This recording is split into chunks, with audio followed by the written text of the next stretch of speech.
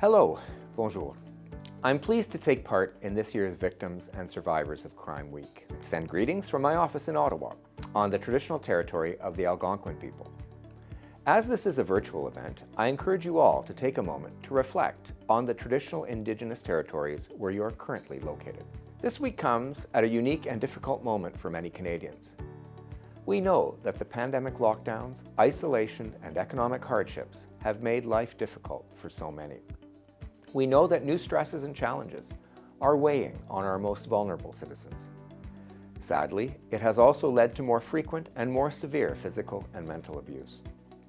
These challenges speak to the vital importance of this year's initiative and its theme of recognizing courage, renewing commitment.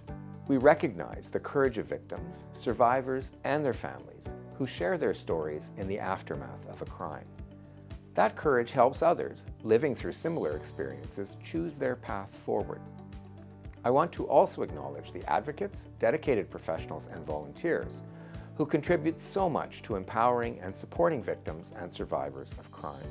I would like to take a moment here to recognize victim advocates, victim service providers, and other criminal justice professionals, such as police officers and Crown prosecutors, among many others. Your efforts to adapt and deliver remote services and supports to victims, conduct virtual court proceedings, and respond to the emerging needs of victims during this unprecedented time are truly commendable.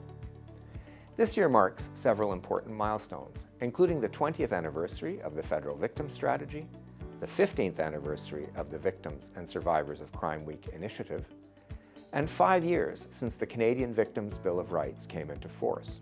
These are important achievements, but we cannot lose sight of the larger point. Our commitment as a government, as stakeholders and partners, and as a society to helping victims, survivors, and their families today, tomorrow, and for the future. As part of this, Justice Canada is providing more than $790,000 in funding for this year's Victims and Survivors of Crime Week through its Victims Fund.